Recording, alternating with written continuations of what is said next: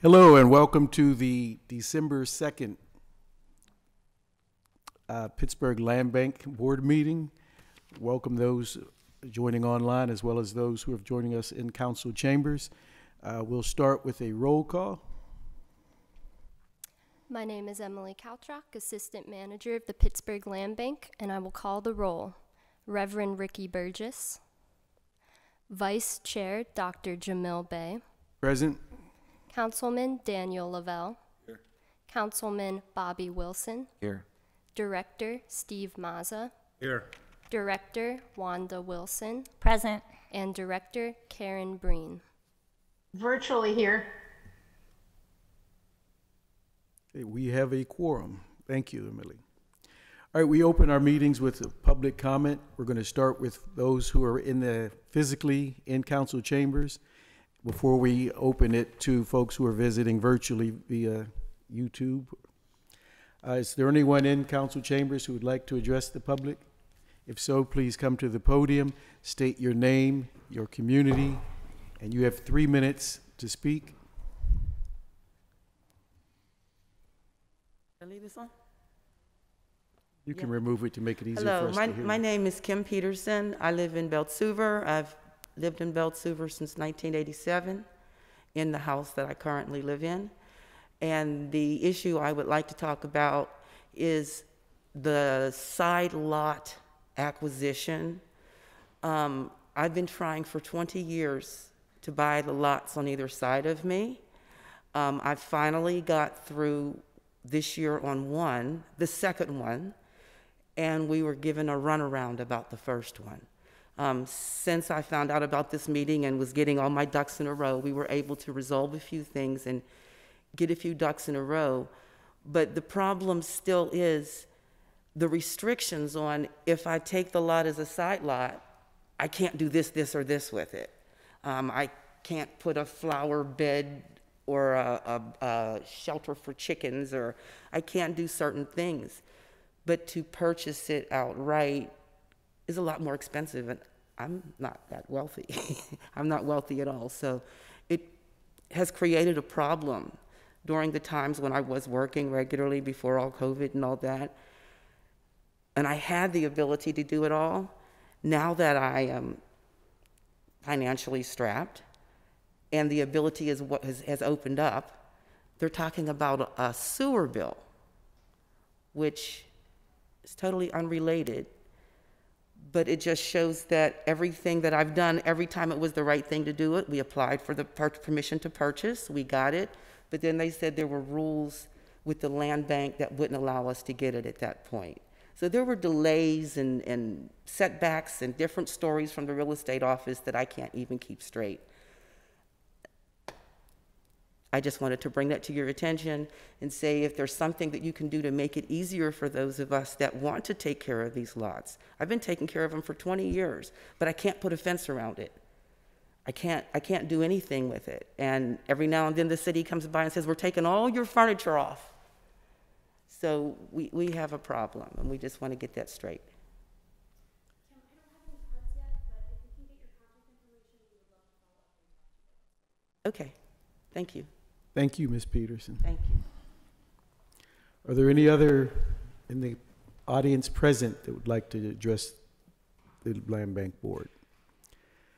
If there are any members on Zoom who'd like to address, please use the hand raise feature. And then we will ask you to unmute yourself. Going once? Dave raised his hand. Oh, okay. Your physical hand, Dave. Raising his hand. Gotcha. Okay, Dave, same rules. You have 3 minutes.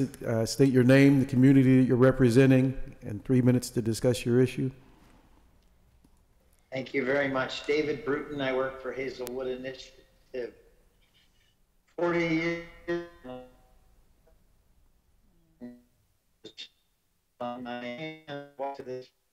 Dave, maybe if you, Dave, could you turn your video off?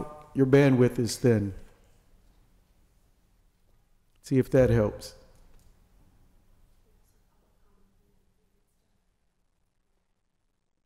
Can you try again, Dave?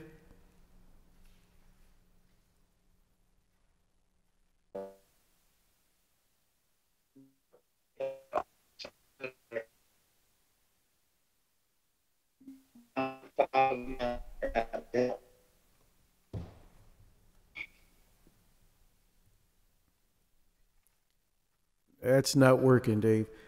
Maybe you can join, we have a public comment at the end also. Maybe you'll be in a more location with a better signal at that point. But we didn't get anything from you. Are there any others? Looks like Joanna. Joanna. Hey, Joanna Deming? I am back.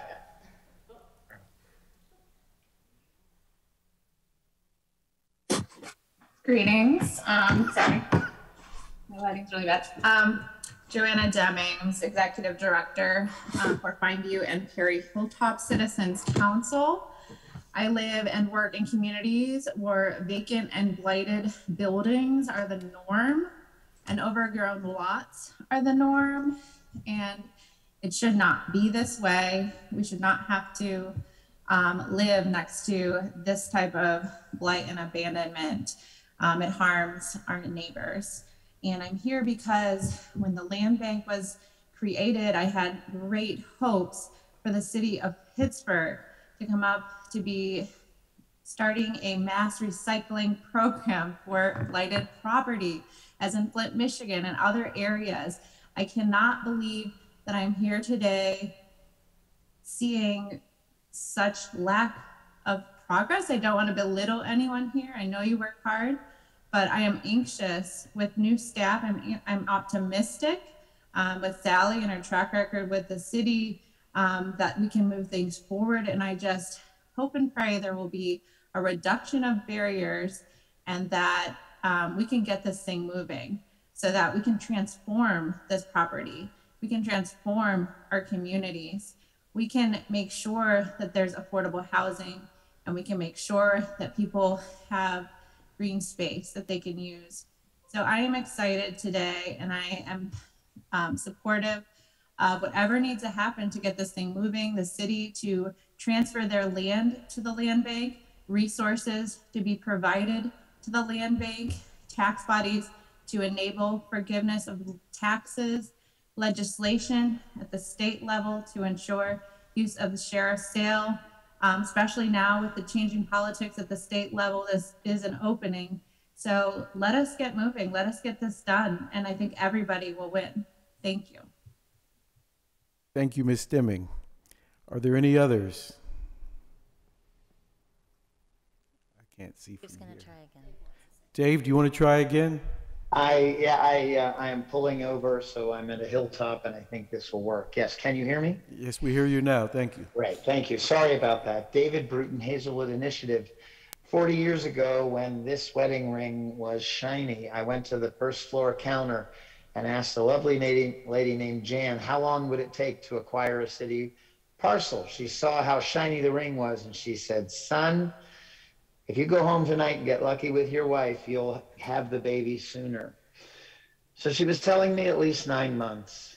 It's 3 years now.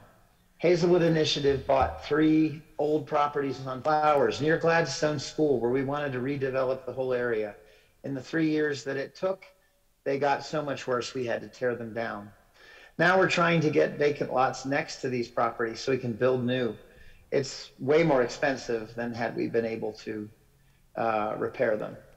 But we're doing that anyway, and I have tried to figure out how to get them through in a timely fashion because our funding is not going to wait. Federal Home Loan Bank funding, which is the key to making these work, will not wait 3 years. And so people and working in goodwill, recognizing that the problems persist with the land bank method, Kyle was kind enough to put these 3 vacant properties into the URA process.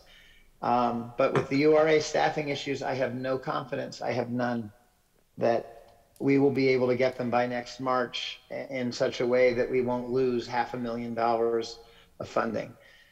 I don't know why the city can't put more resources into this. This deals with affordable housing, and it puts properties back on the tax rolls. It makes money for the city. It makes no sense to me that we can't use more ARPA money to get some attorneys on these and turn these around faster. We know how to do it. We need to do it faster. Thank you for your time and attention. I appreciate it. Thank you, Mr. Bruton. Are there any other? Okay. There are other hands raised.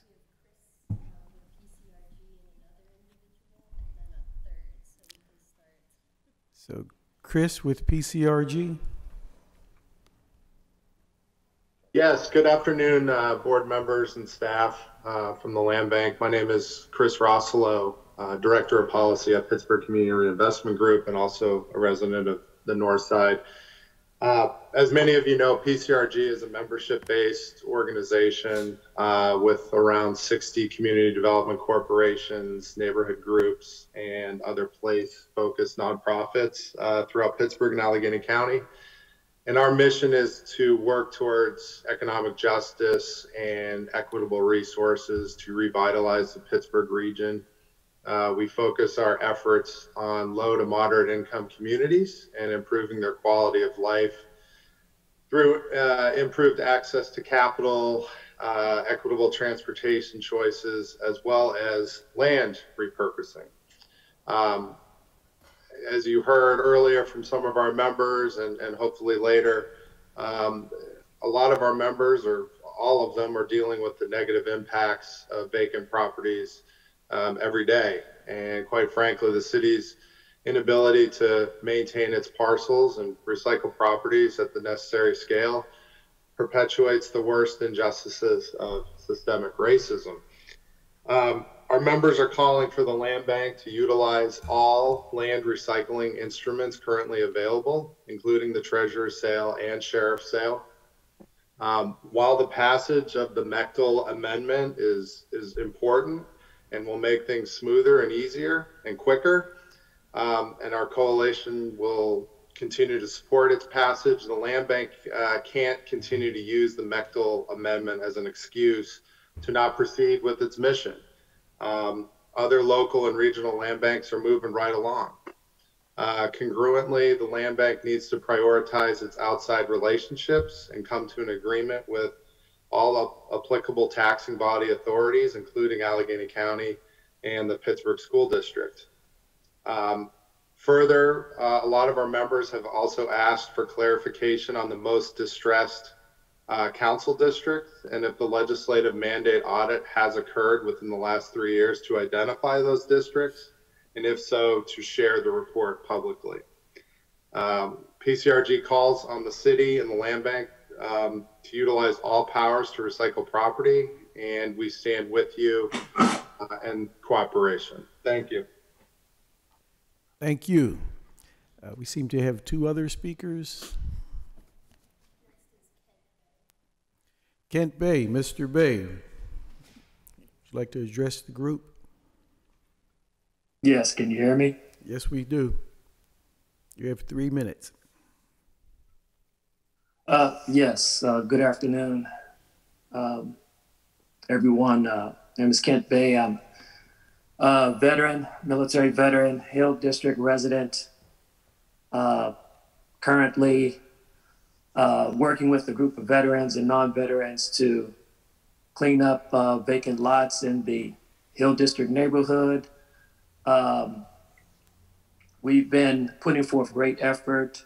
Unfortunately, everything that we do is coming from out of our pockets, and we're not getting any type of support from the local government. And we wanted to purchase a lot here, and every time we took steps to do everything the right and proper way, according to how it was explained to us, we couldn't get any type of traction. It was always some type of changes in the procedure, almost as if it was being improvised. But we're doing our part to tackle blight and manage the effects of vacant properties every day here. As we all know, vacant structures and empty parcels present significant public safety risks. We want to raise the values of property here and stop the eroding of the social fabric in our Hill District neighborhood. where we have been dealing with gentrification for quite some time now. And we want to be able to do the things that we do in our community and benefit economically as well as socially in the community where we serve. So I'm hoping that this land bank will do much better and communicate more effectively as to how things can proceed and make this process much smoother. We're very well known in my area, so I'm not quite sure what the delays are in meeting our requests to purchase properties or get support to take care of these vacant lots here. But we're looking for a better procedure, and we hope that something is going to take place much sooner than later. Thank you. Thank you, Mr. Bay.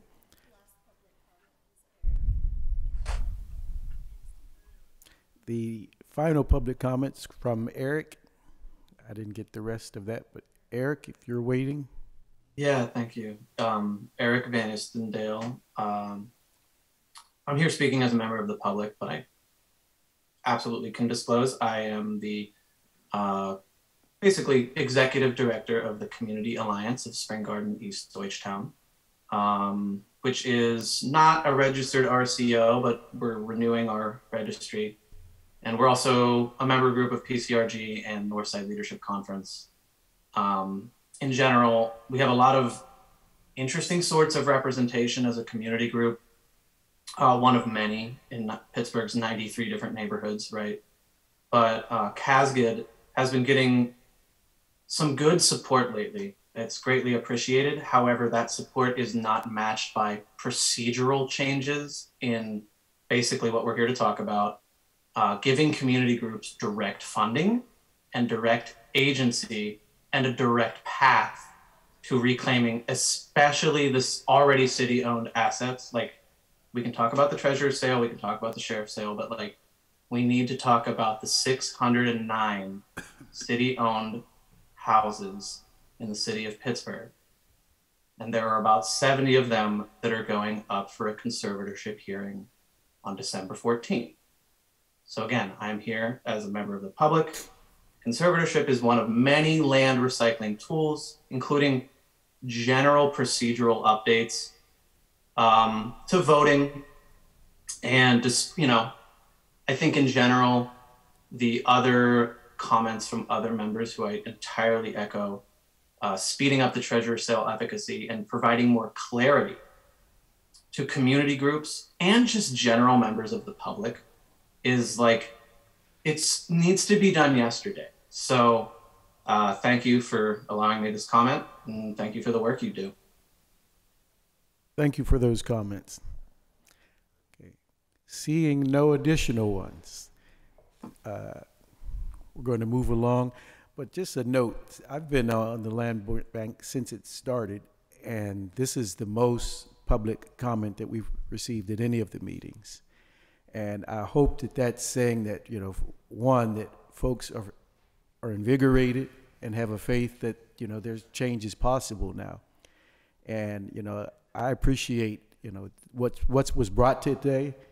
You know, these are all conversations that I've had with residents, conversations that we've all heard, and things that, you know, we recognize that we need to put more attention to. And I think the refrain from this, for me, was transparency in the process. How do you get it done?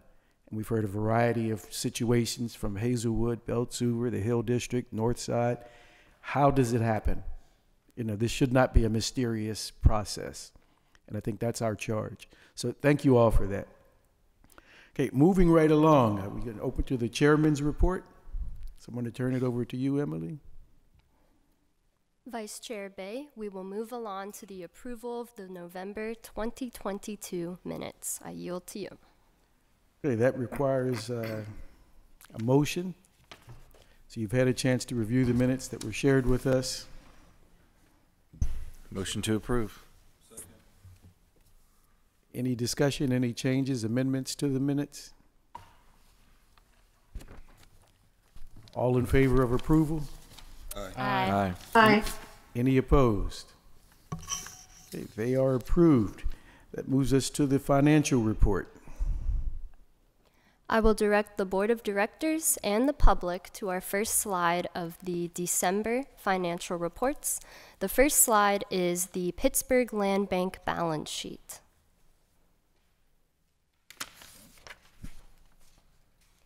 The second slide is the Pittsburgh Land Bank income sheet.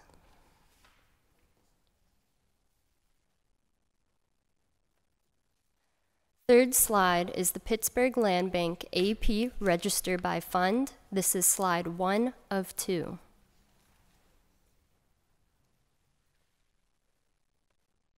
This is slide 2 of the AP Register by Fund.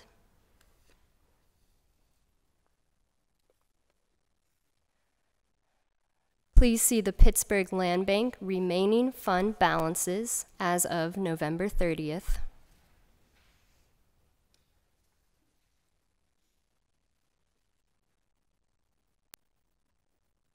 And finally, I will direct the Board of Directors and the public to the last part of our finance report. You can find this on the last page of your packets. This is the URA admin invoice to the Pittsburgh Land Bank for Q4 of 2022. For a brief description of the charges, we have the Land Bank payment for the Executive Director as per terms set forth in the URA PLB Cooperation Agreement. We have the Land Bank's payment for core and support staff. We have the Land Bank's payment for our property management database. As a reminder, this costs the Land Bank $5,000 per year, split into 2 separate quarters. And finally, we have the Land Bank charge for the manager, as set forth in terms per the URA Land Bank Cooperation Agreement. Vice Chair Dr. Bay, I yield to you to approve the invoice and approve a motion to receive the finance report when you're ready. We'll take those as a single motion. So I need a motion to accept the financials and to approve the expenditures. Second. Any discussion? Okay, all in favor? Aye. Any opposed? Thank you. Moving on to staff updates, we have 3 updates for the Board of Directors and the public, a brief update on the work plan, the budget, and the American Rescue Plan Act spending allocations. Thank you, Emily. This is Sally Stadelman, the manager of the Pittsburgh Land Bank. So I'm going to take the board through our 2023 work plan, followed by our 2023 budget, and then our 4-year ARPA budget allocation. So I'll pause at the end of each presentation for discussion and questions. Today we are asking the board for a vote on the 2023 budget and the ARPA budget. The board does not need to vote to approve the work plan, but at your discretion, if you would prefer a vote, you're certainly welcome to make one. All right, with that. So just briefly, I wanted to reiterate the Land Bank's guiding principles and operational goals. Our Land Bank is here to support and increase the supply of quality, affordable housing and to reduce the spread and levels of urban blight in the city of Pittsburgh. Right, so to accomplish that, we've got operational goals to streamline the property recycling process, addressing what our commenters brought to us here today. In order to do that, we need to improve coordination between the agencies that handle that vacant and nuisance property and greatly enhance the number of properties overall that we're moving through our current systems. And most importantly, improve that end user experience, right? We don't want, in Mr. Bay's terms, it should not feel almost as if it was being improvised, right? We want a very transparent process. And just, again, to reiterate the Land Bank's role here, our land bank is not here to reinvent the wheel or create something new. We do have a land recycling system. We just want it to work better, and we want to give it more tools to be more efficient and more transparent. The city of Pittsburgh and the URA will continue to have roles within this system, but the land bank will offer the opportunity to dispose of property in a different way. So the URA will still maintain their role of disposing, assembling land, focusing on multi-unit residential and commercial and large-scale development. But what we offer that the city does not currently have is more protections to make sure we're disposing of this property responsibly and that we can prioritize residents. So the land bank currently, for the first time, we've got 2.5 staff. I have myself, the land bank manager, Emily, the assistant manager, and we have our part-time support staff. The land bank is also supported by the URA. We are embedded within the URA's transactions team, which provides us the expertise that we need to manage this disposition process. So there's 5 key roles there. We've got to work with their inventory manager, the transaction support specialist, the properties inquiries analyst, the GIS and data analyst, and their real estate coordinator, and of course the assistant director of real estate. We also receive support from their legal team, HR, and accounting. All right, so diving into our work plan for 2023, there's 2 major buckets. The first thing that we're focusing on is unlocking the city's acquisition process. Our goal is to bring 50 properties into the land bank's inventory. Of course, we hope to dispose of all 50 properties as efficiently and transparently as possible. Our soft goal is to dispose of at least 20%, and of course, we're going to work as hard as we can to move those properties quickly. And to do that, we've got to implement an efficient and transparent disposition process. We've got to collaborate with our city partners, really focus on improving our data management practices. So currently, the city, the URA, and the land bank and the finance department all use eProperties Plus. This can be a powerful tool to improve communication and management of our inventory. And I think the land bank and all of our partners are very excited to really focus on this tool and make it an effective way to better manage and move this property along. And of course, key to this plan as well is early and comprehensive communication with our external partners, the land bank board, our city council members, community development corporations, residents using this process. Communication and doing it early, often, and well is very, very important to our mission. We've got some numbers here on the slide I want to call your attention to. There's a cost of blight report from 2018 that estimates we have something around 23,000 vacant properties in the city of Pittsburgh.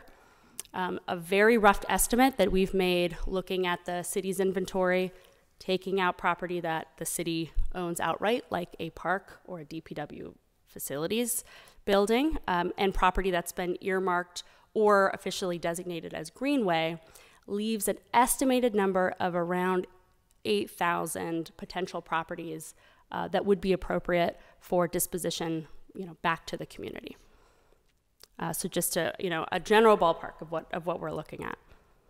And then the land bank's plan, which we'll get into these numbers a little more as we go through the budget, is we're estimating overall that we could make an impact of disposing of 659 properties.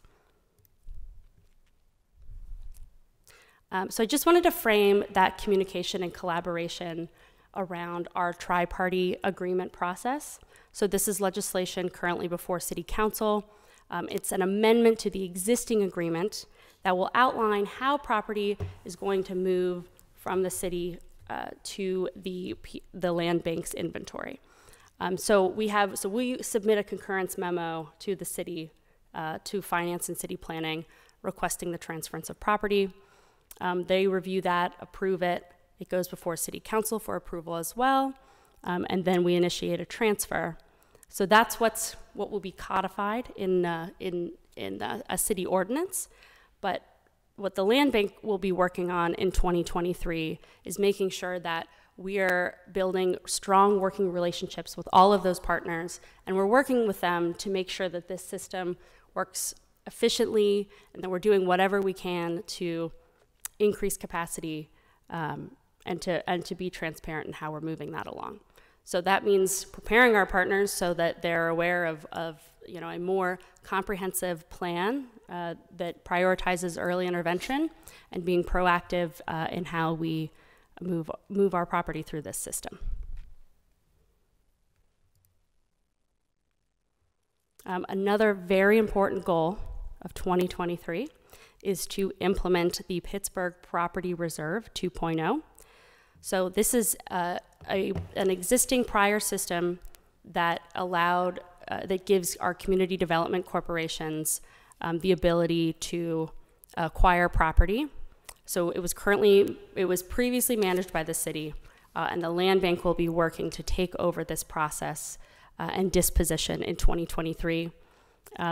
We plan to focus on the properties in the city's remaining inventory, and we have around 150 properties that are in our transition process where the URA has been supporting continuing to move that property through the system. So that's step one is we want to really focus on making sure that those properties we have a plan to dispose of them. And we will be working very closely with our community development corporation partners to make sure that system is built in a way that works well for the end user.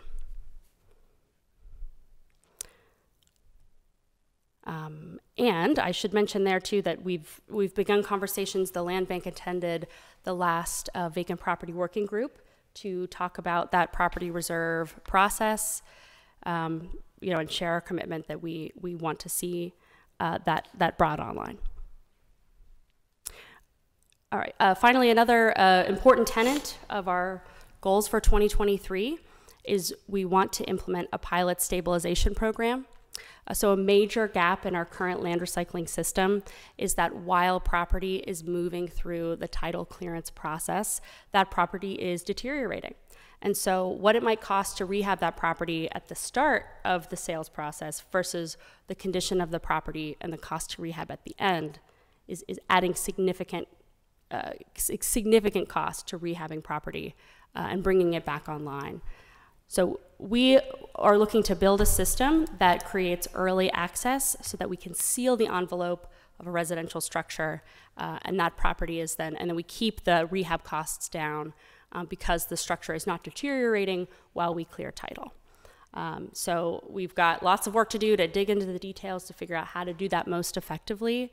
And we're really looking forward to working with partners like PHDC and Rising Tides to figure out how we build that system, make it effective, and leverage the resources of our partners. Sally, I'm just going to pause you while I get back onto a stable internet connection. Apologies to the folks watching from Zoom. We will continue momentarily.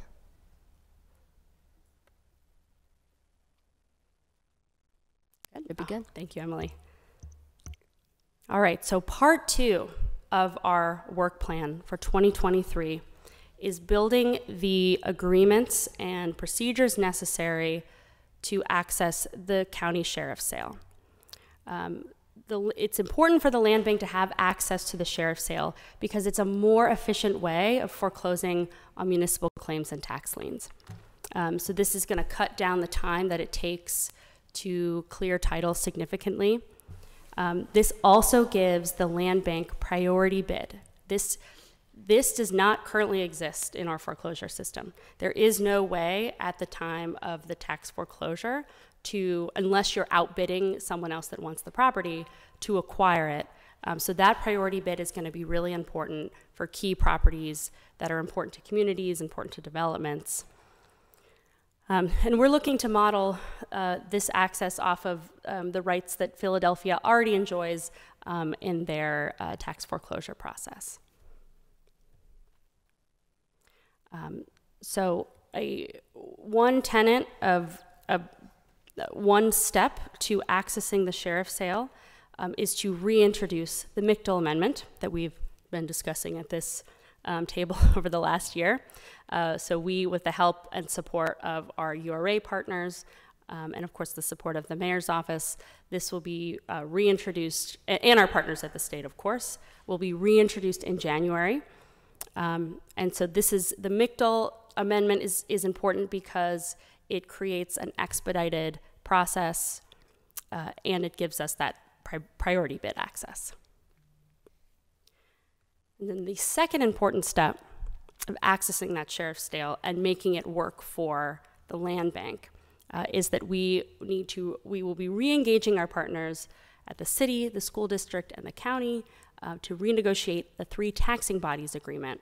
And why that's important is, technically speaking, the land bank could make a bid at the sheriff's sale currently, but we would have to pay the upset price at the time of being awarded the bid.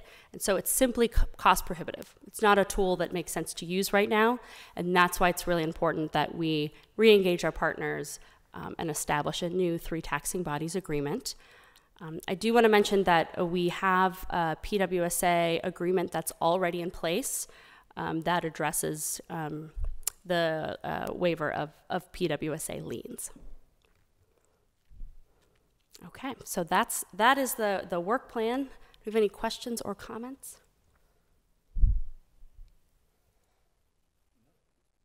It's pretty thorough, so thank you. Great job. Appreciate it. I think it helps also to inform as we talk about our 2023 budget.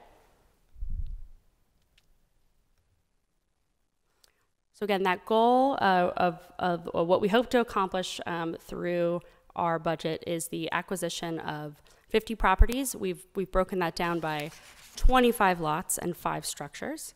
Of course, I think what's really important to emphasize in our work plan and these budgets is 2023 is a year of implementation, but it's also going to be a year of learning.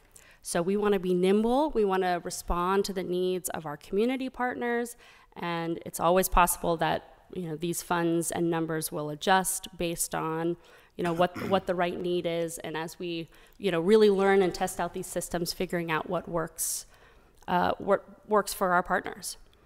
Yes. If I could, I'm sorry. Oh yeah, please.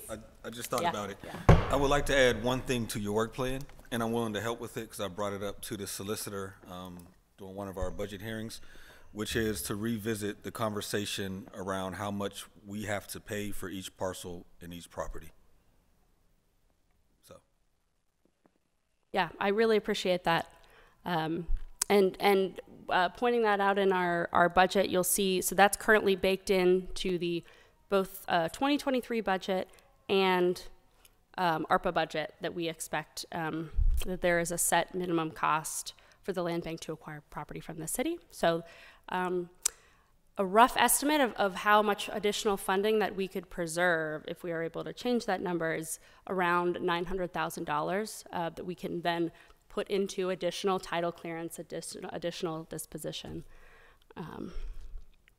So yes, thank you. That's an important point. Okay, so some highlights of our 2023 budget. We expect to start the year with about $473,000 of existing funds. We are estimating the release of our ARPA funding in June of 2023. So we've built our budget around that. We expect it to take about 4 to 6 months to negotiate a contract to release that funding. Of course, that timeline is going to affect how we operate in 2023. Another highlight of the budget, our URA cooperation agreement for services and facilities. If you recall that, the staff that we are supported by every day that really provide that expertise to help the land bank move along and become functional, that's an important cost. But we've also made a set aside for potential consulting work and potentially staff as well. As we move through this system, identify the gaps and figure out what kind of additional support we may need. And then of course, funding for user experience. That's a big part of how we're going to make this land bank work well for everyone is making sure we're providing easy to read materials, hopefully instructional videos, checklists, things that are going to prepare people interacting with our process to know what will be expected of them from the beginning. How did you decide on the amount of lots versus structures?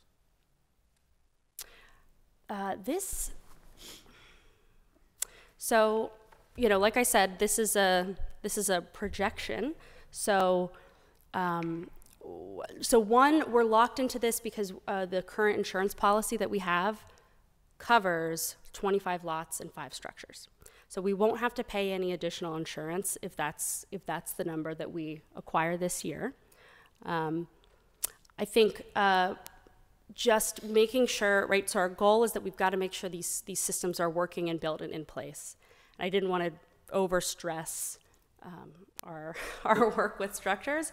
Of course, you know, my hope, and I think a big reason why I was excited to come to the land bank is that stabilization of structures. So I certainly, you know, we're going to do everything we can to,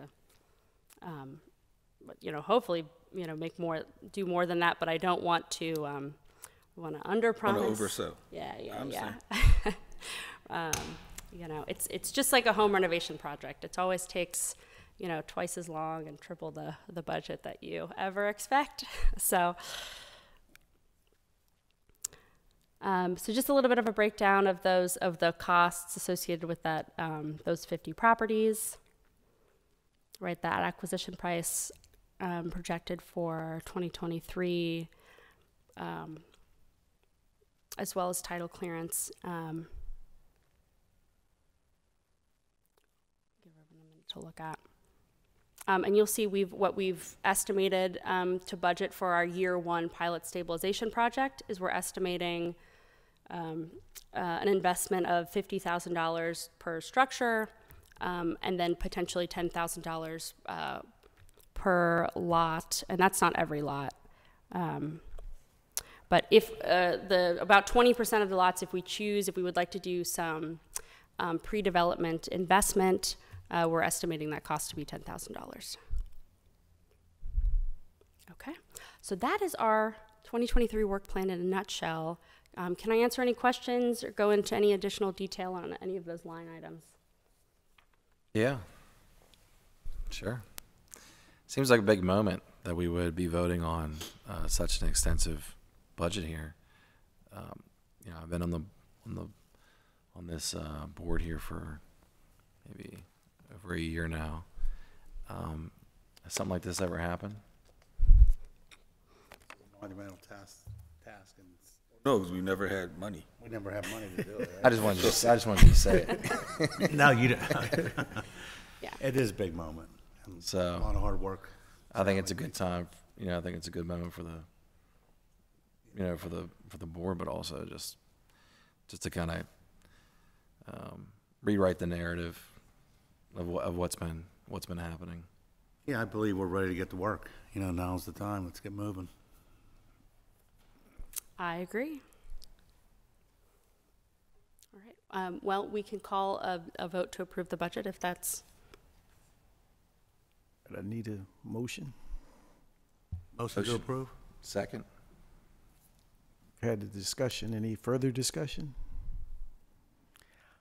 All in favor of approving the budget as presented? Aye. Aye. Aye. Any opposed? Okay, we have a budget that's approved.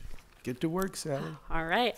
What are you waiting for? I gotta go, yeah. All right, so we've got, and now we can zoom out a little bit and we can think about the next 4 years. So currently the land bank has a $10 million ARPA allocation. Our initial projection of the number of properties that we could dispose with an assumption of applying a stabilization program to about 20% of those properties is 659. So that's 459 vacant lots and about 200 structures.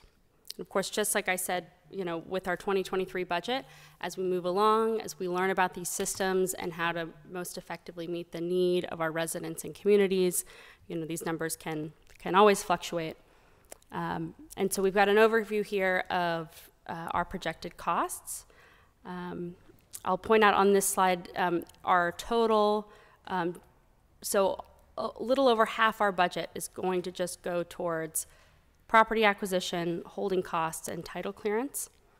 It's about $5.5 million. And then the rough estimate of what it's going to cost per parcel to move through this system is about $8,400.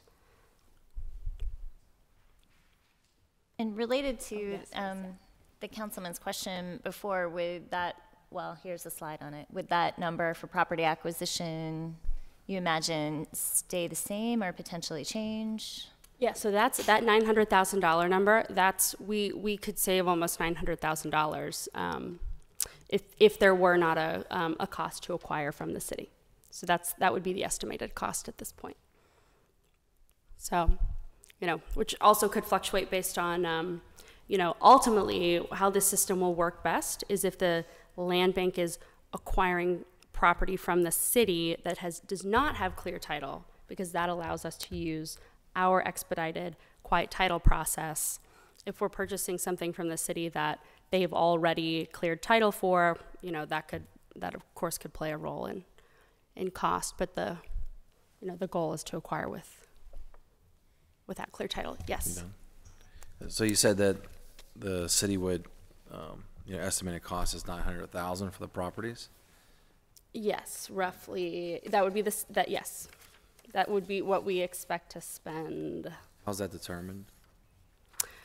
So currently in the tri-party amendment, it calls for a set price of $2,200 to purchase a vacant parcel and $5,000 to purchase a parcel with a structure.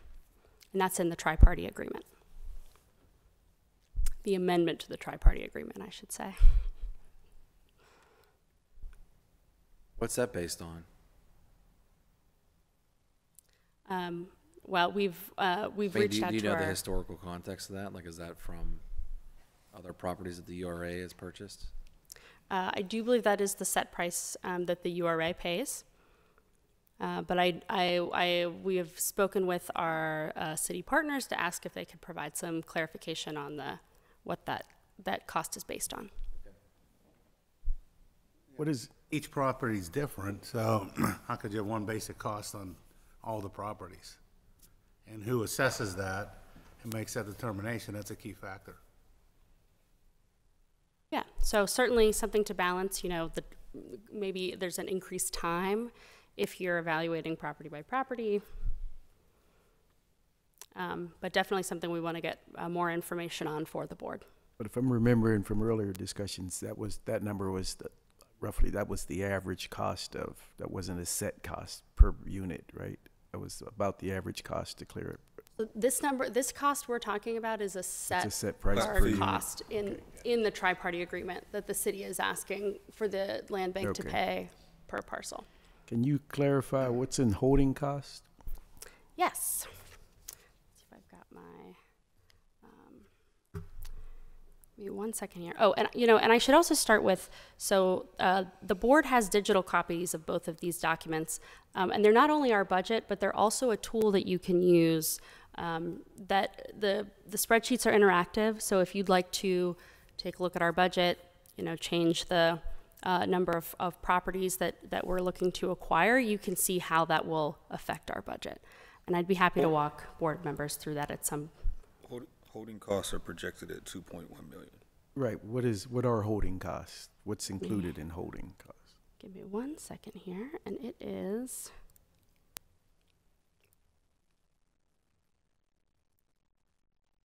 Okay, so that is title insurance. That is the annual maintenance of the property. And we have that estimated as just 1 year of maintenance. So, that number could certainly fluctuate. Is it title insurance or is it liability insurance? Title insurance, yeah. It's about $600. It's a hard cost of a hard flat fixed rate of $600 to acquire title for a property. So, and we need that title insurance to sell. So I'm looking at, about 2.8 million to acquire the properties, 2.9 to stabilize them, and 2.1 just to hold them. Oh, yes. So, okay, the difference between stabilization and holding costs. So every property will have those holding costs. Whether or not we're choosing to make additional investments to stabilize the roof, put gutters on the structure, address a prior demolition on a vacant lot, that's the stabilization program. But every lot will have holding costs just to maintain that property while we clear title and dispose. So every property may not require stabilization, but they all will require holding. Yeah. Yes, exactly. Legally obligated to do by state law for public certification. Is that the holding? Yes. Yeah, the holding costs. Yeah. Mm-hmm. And so the other two factors there is utilities and then insurance. So as we acquire, once we exceed that initial 50 properties, there's we're estimating about a $300 annual cost per structure to carry insurance on the structure. Is that? Yeah, it seems like a big number. I mean, I understand it, but so we definitely don't want to hold properties very long. Yes. Right. You can say that 3 times.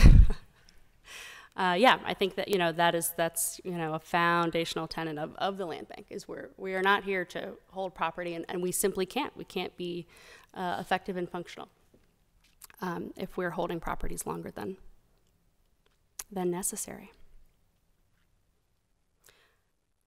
Okay, I have a couple slides here just to kind of go through those numbers.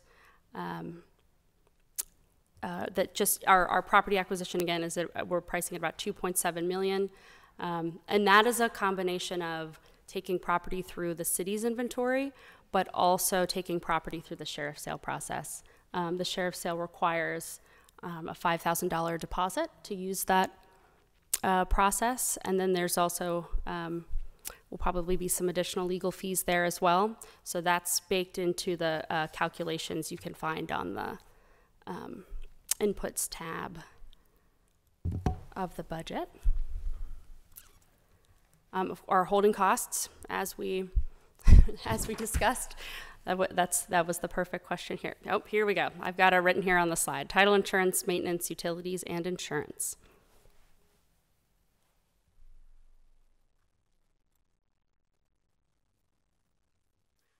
We've got title clearing. We've got this budgeted about $712,000. I want to point out here, I think previous conversations with the board, initial conversations where we wanted to focus on really putting a lot of funds towards title clearance. I think what we found putting this budget together is that it's likely that the most effective use of the land bank as a tool is applying our title clearance expedited powers once we've acquired a property. And so that changes the calculation of what we're putting into title clearance.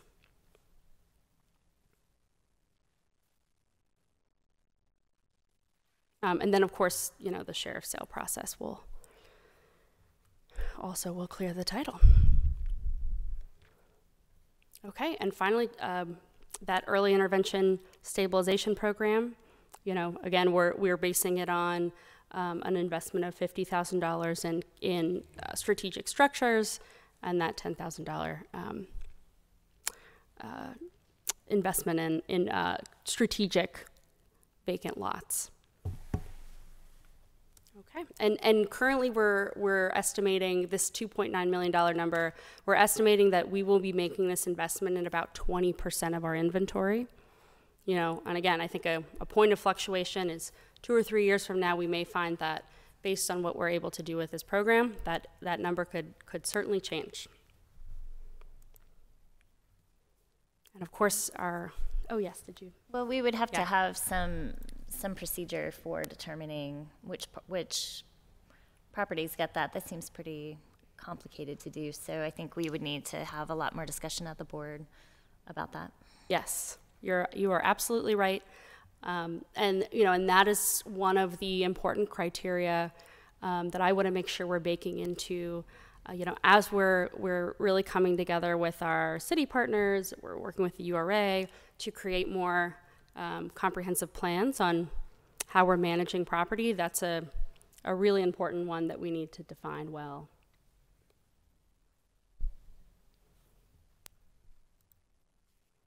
It seems helpful to, it seems helpful to the end user, right, to have that, certainly. But it also seems like, it goes slightly beyond maybe what the land bank's job really is. So I guess I would just want us to kind of keep an eye on that, maybe. Yes, I absolutely agree. And sorry, I should also point out with this stabilization program. I think this year we've got some studying and exploration to do. Our intention is that we don't expect to bring this kind of service in-house, right? We're not going to hire a construction team. Most likely, we're going to be figuring out how to create legal agreements so that the end user has the ability to access the property early and complete that stabilization. So, and then that funding could potentially go towards a PHDC who has that kind of infrastructure in place to clean up and stabilize a structure. But we're certainly planning on figuring out how to partner with a PHDC or a Rising Tides to actually complete the work, because I think it is. It would be outside. It really would be outside of the scope of the land bank to be trying to set up such a program at this point in time.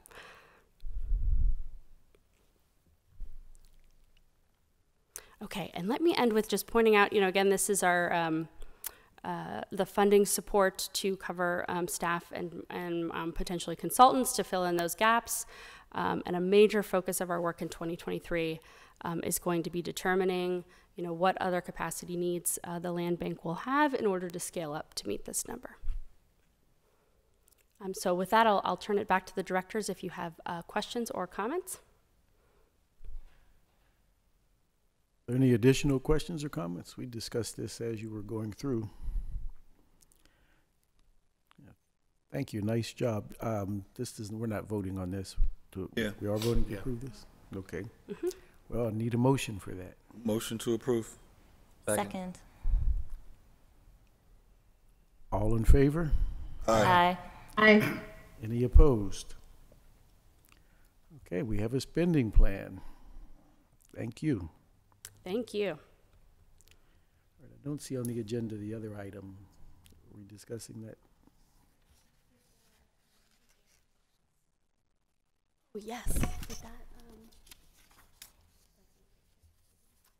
yeah, I'm sorry. We made a mistake there. Yeah, if you'd like to bring up, talk about the disposition, or we can,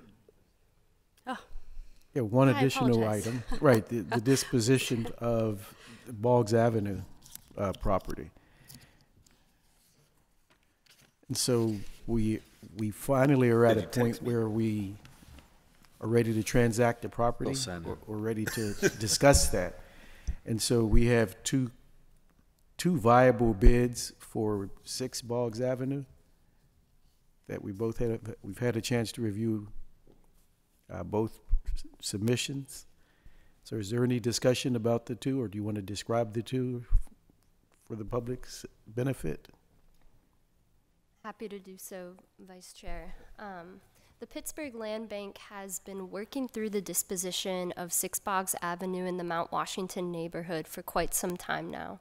Now that we have additional staffing capacity, that Sally has joined us as the manager of the land bank, we have been running forward with disposing of properties at scale.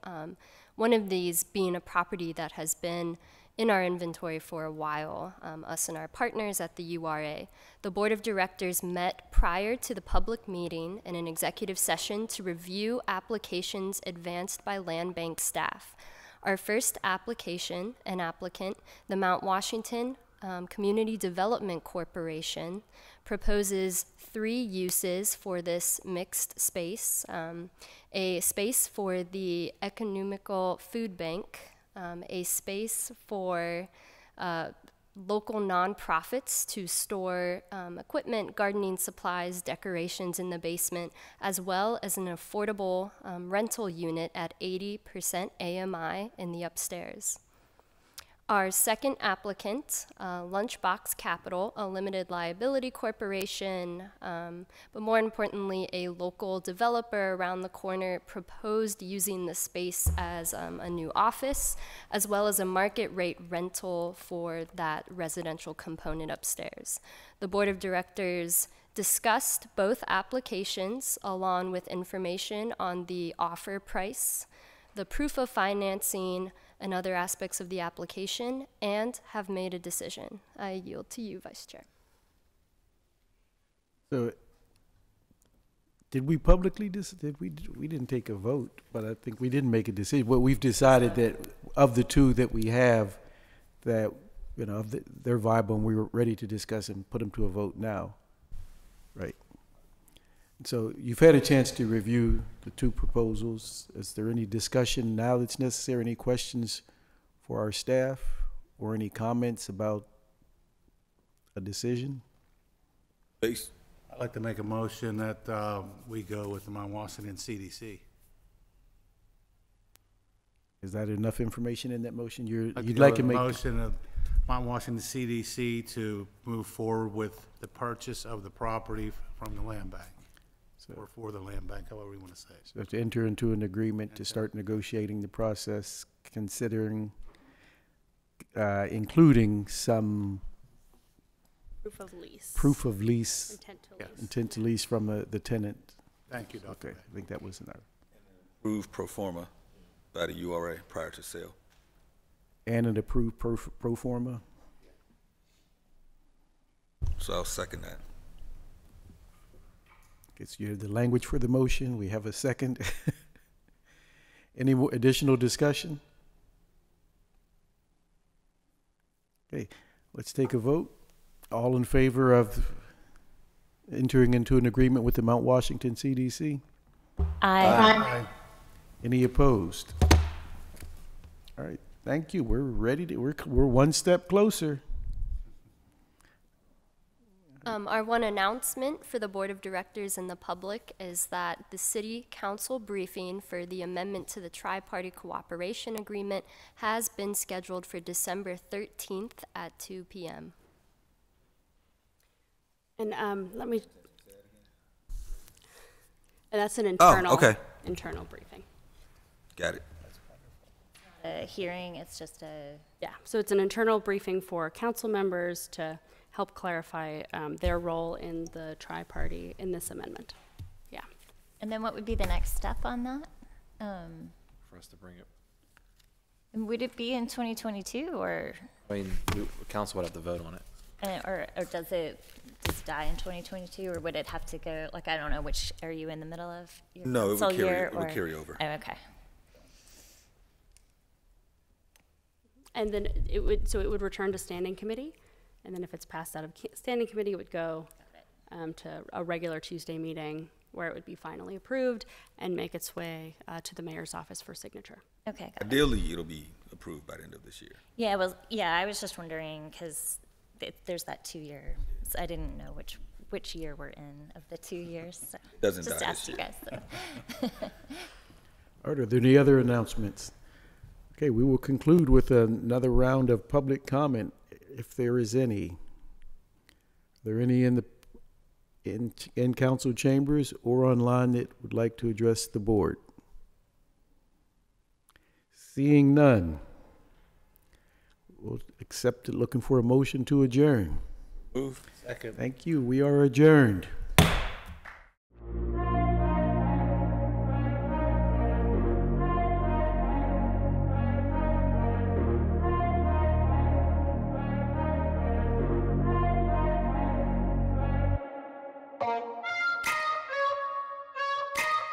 Bye.